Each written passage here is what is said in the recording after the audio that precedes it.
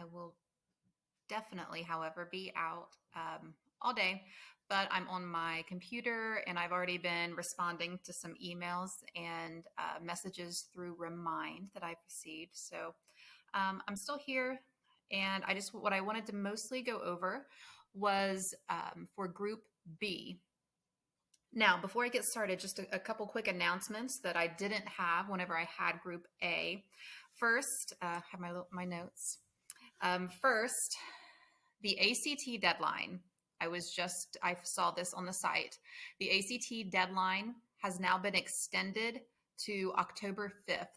Again, I put this information on Remind, on Google Classroom, on Facebook for our school, but I wanted to make sure I just mentioned it to you again because it's a big deal. You know, they extended the deadline with no late fees to October 5th, and that's for the October tests. So just note that is there. Secondly, and on the screen right now, I have our agenda, which again, we always, I would like for you guys to look at this daily.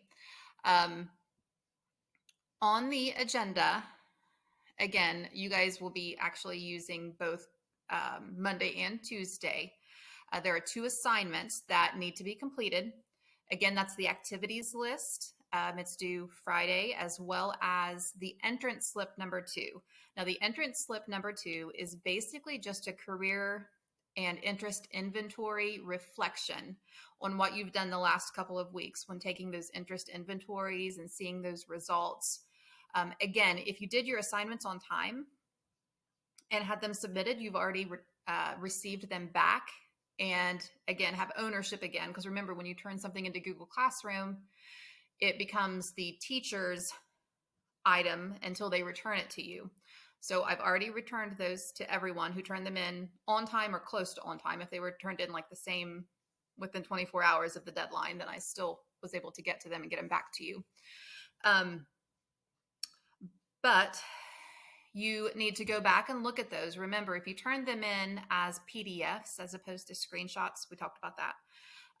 You're able to go back and click on all of the career fields, all of the categories that your interests best fit, and you can reflect on all of that. And that's sort of what I want you to do with the career reflection entrance slip number 2. So make sure that you're doing all of that.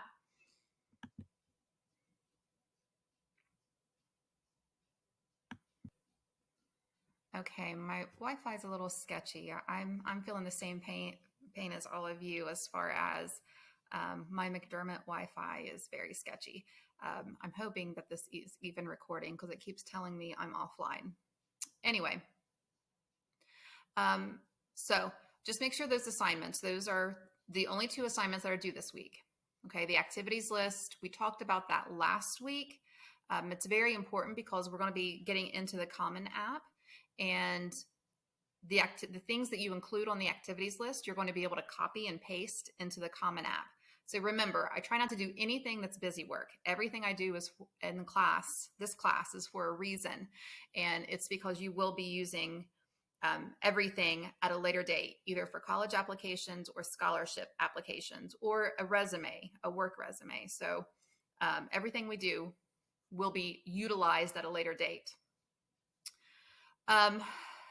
As far as the activities list, remember, just to give you a sample, again, if you go back to Friday, so the most week 3 on Friday, I gave samples and brainstorming sheets. The brainstorming sheet looks like this. It's a high school activities record that starts out. So these are all school related. Remember, your activities list should just include items that from the time you finish 8th grade, the last day of 8th grade, to current. It sort of helps you decide what grades you've completed all these activities. Remember, you should be talking to friends who've done similar things as you to help each other brainstorm and remember. So not only high school activities, but also community activities that you've done while you are in high school. So think about all of that as well to include. Also, a sample that I have that I created for you. Again, I have little comments up here. Make sure that the heading, you always should have a heading on there, and make sure also that it's appropriately titled. You don't want a bunch of untitled documents in your Google Drive that you have to search through when it's time to use this again. So make sure it's appropriately titled. And then you can look at the sample that I have. I broke mine up, or organized mine, into school clubs, school sports, school volunteer work, community service, and then work experience. You might have all of that and more. You might not have any of those. Maybe you just have a part-time job. But whatever you have, you want to list it. It's very, very important that you list it. This should be like an extensive resume. So when you actually do a resume, sort of like a rough draft, you condense it down to the most important parts. But this should actually be the long version. And you should have to shorten it whenever the time comes. So you include everything, even if you feel like it's insignificant, include that.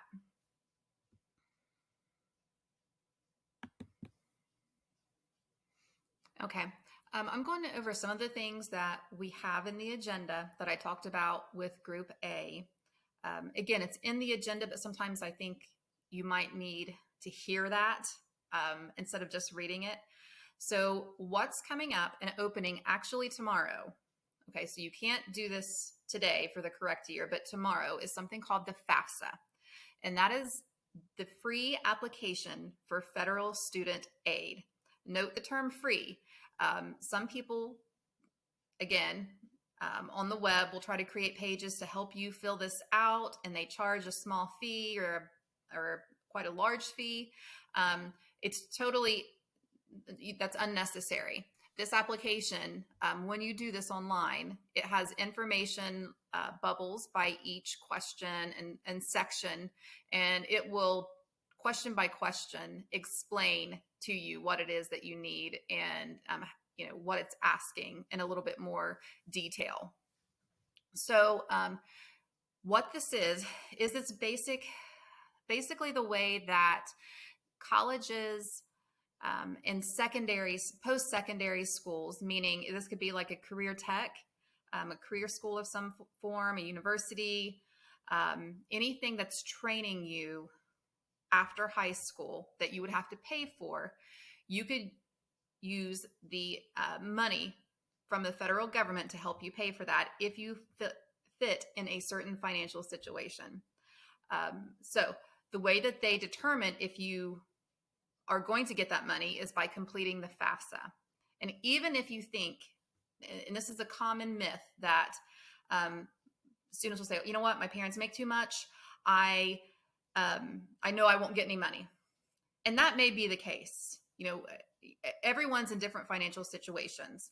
But there are other factors that are weighed into that, and they determine all of that.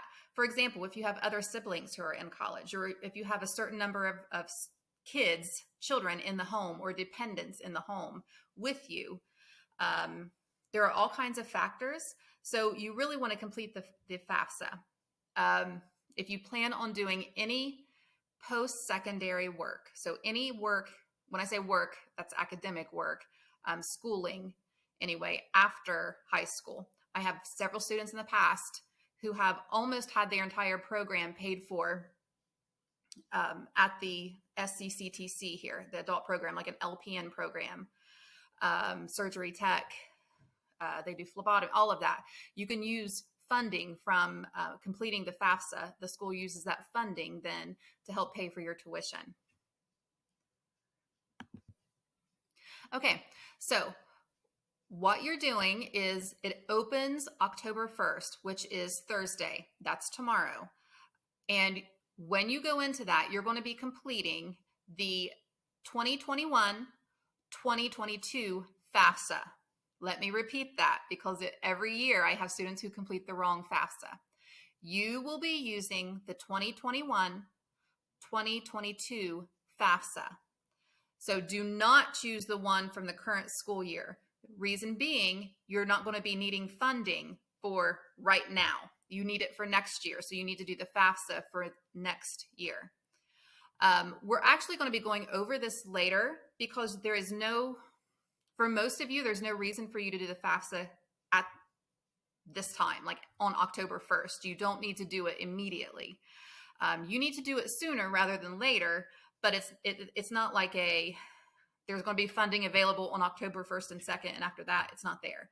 That's not the way this typically works. So you can give yourself a little bit of time. We're actually going to be talking about it a little bit more in depth later, but the reason I wanted to bring it up is because every year I have kids who are, really ready to go, ready to get this process going. And so they want to start the day it opens. While they can, I always have kids, some of those kids who are doing that, they'll choose the wrong FAFSA to complete. And so they have to go then do the following year's FAFSA. Now, on the agenda, I have some resources here to help you. So the FAFSA overview here, that is basically a 2-minute video to give you a general idea of what the FAFSA is, how schools use it to give you money. And also, even if you think your parents make too much money to be given like any federal assistance, parents or guardians, some scholarships require that you put your what they call EFC on there, and that the only place that you're going to get your EFC is by completing the FAFSA. So even scholarships that are not needs based, meaning based on income, sometimes they require that EFC just to give them an idea of where you stand financially, even though the scholarship isn't determined by financial need. Okay, so I also have here, and if you look, it says the Federal Student Aid. That's another site that will help you. Review that site before you do the FAFSA. It'll tell you all the items. Again, we'll do this in class, but if some of you want to get started early, review that site. It will be very, very beneficial to you. And it'll tell you everything that you need, all items, all paperwork that you're going to need before you even sit down to start the FAFSA. Lastly, what I have next on the agenda is talking about creating an FSA ID, Federal Student Aid ID. This is very important. You will, as a student, will need to complete this and create your own FSA ID. And also, if you have a parent or guardian who's has to put in information in the FAFSA, which 95% of the time you will, your parent or guardian who's going to be completing that FAFSA also has to create an FSA ID. And it's important that you keep this information. You basically just need your the name, like your proper name, what would be on your birth certificate or your social security card, and your social security number. So you need to make sure that that's accurate. And you also need a phone or an email. Okay, please don't use the school email. I'll repeat it, do not use your school email for this, because this is something you'll use every year that you are in a post-secondary education setting. So you'll have to use this to sign a lot of things online through the federal government.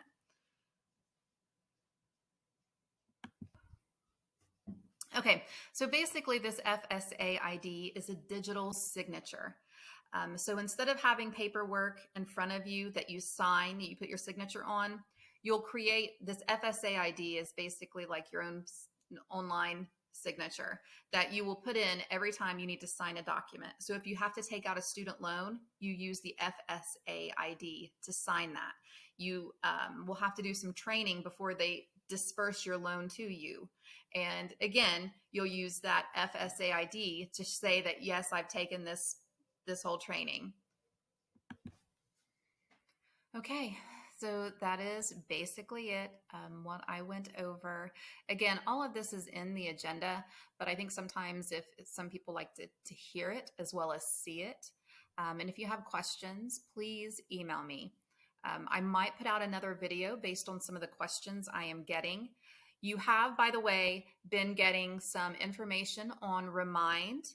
And in Google Classroom, I've been giving announcements. Some of the information you've gotten on Remind, there have been some scholarships that are out there. So make sure that you're keeping up with that. A lot of the scholarships that I've sent out, minus a couple so far, have been what we call like national or state level scholarships. So not specific to our area.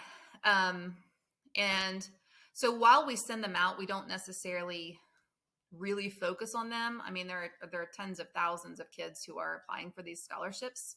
Someone has to win them though. So definitely, if you feel you're eligible for that scholarship, if you meet all the requirements, then you would want to consider completing that scholarship. Most of the ones I've sent out so far are what we call needs based on income, and they'll tell you a certain like adjusted gross income that your family would have to meet in order to be eligible for that. So a certain number and under. I know one of them, and I can't remember which one, was if you're 55,000 and under, that would be considered, you would be eligible for that scholarship. So just, you can ask parents or guardians about that, about their income. And it's usually what they've filled out for taxes. So, okay, that is it. It's my first video I've fumbled through in this way. I hope I've answered some of your questions there. Please feel free to email. You can message me through Remind. So if you have the Remind app, if you don't, please get it. I mean, that's how I'm sending out a lot of this information. I try not to send a huge amount on Google Classroom because then it bogs down our message stream. So some of the assignments get buried that way. And I hate to do that. So I send a lot of scholarship announcements, things like that through Remind that would need to be put out to all students, all seniors anyway. Okay. So I hope you guys have a great week. Again, keep that line of communication open. I try to answer emails